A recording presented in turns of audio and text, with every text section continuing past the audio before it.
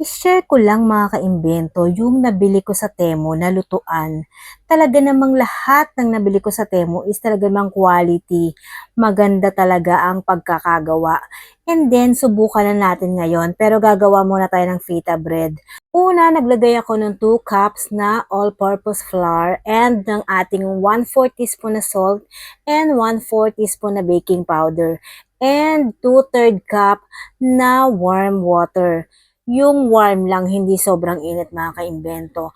And then, i-mix-mix lang natin yan. Saka naman natin lagyan ng 2 tablespoon ng ating melted butter. And then yan, halu-haluin lang natin. I-knead natin talaga siya mga kaimbento. Kailangan kamay talaga ang gamitin nyo. Hindi pwedeng naka-gloves, wag kayong maarte. Alam nyo naman kasi yung ibang tao, di ba? Mapanghusga.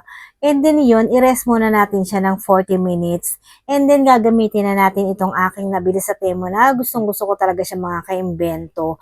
Naglagay lang ako ng sapat na mantika para mailuto natin itong ating ano ba to? Patatas. Hiniwa ko lang siya ng ganyan cubes na maliliit. Bali olive oil pala yung aking pinamprito dito. And then pagkaluto natin ng ating patatas, isa-set aside muna natin sa mga kaimbento. Dahil sunod naman nating ipa-fry ang ating talong. Ipiprito din natin siya, kagaya nung patatas. And then yan sa kagandahan yan, meron siyang hinaan, kung gusto nyo number 1 lang, number 2, or number 3. And non-stick pa siya mga kaimbento at hindi yan mahal. 8KD lang yan siguro sa peso, mga 2,000, ganun. Mga 2,000 pesos, ganun. And then, ayan, nung maluto na yung ating talong is isa-set aside din muna natin siya, kagaya nung ating mga patatas. And then, maglagay naman tayo ng 1 tablespoon na coconut oil dito sa ating pan. Kahit anong oil is pwede naman. Yan lang kasi yung oil ko dito, olive oil at saka coconut oil o diva. And then, maraming sibuyas. 1 large na sibuyas yan. Mahilig kasi ako talaga sa sibuyas. And saute-saute natin yan hanggang mag-caramelize bago natin ilagay ang 1 medium size na kamatis, yung medyo hinog na mga kaimbento, para madali siyang malusak, madali siyang maluto. At malasa rin kasi pag hinog yung kamatis, para dito sa ating gagawin luto ngayon, Arabic food to mga kaimbento. And then maglagay din tayo ng 2 tablespoon ng ating tomato paste. And then imekos-mekos lang natin yan hanggang sa maluto ang ating tomato paste. And then lagyan din natin siya ng kalahating piraso ng beef cube. And then ito ang ating mga pampalasa. Meron tayong 1 teaspoon salt, 1 teaspoon coriander powder, 1 teaspoon masala powder, 1/2 teaspoon turmeric powder, 1/2 teaspoon garlic powder, 1/2 teaspoon ground black pepper, 1 teaspoon cumin powder, 1/2 teaspoon chili powder. O diba, ang dami. And then, isunod natin ang ating piniritong patatas at ang ating talong.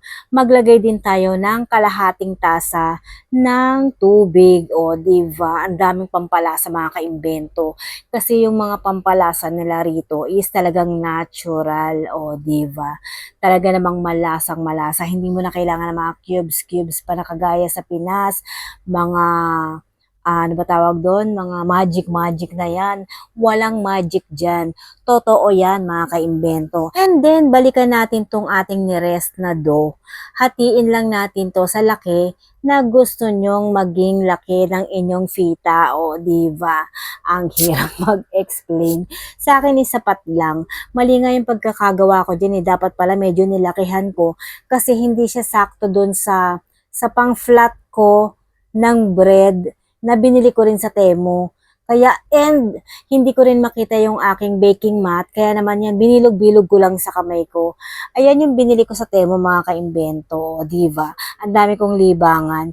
Pang flat yan, panggawa ng fita bread, pag gagawa ka ng empanada, yan din yung gagawin mo. Kaya lang, maliit yung nagawa kong bilog ng dough. Kaya hindi siya umabot hanggang dulo. Kailangan pala, lalakihan mo yung paghiwa ng dough para hanggang dun sa dulo ng bilog na yun, masakop niya. Kaya ang ginawa ko, binanat-banat ko na lang siya. Ayan, hirap na hirap ang lola nyo.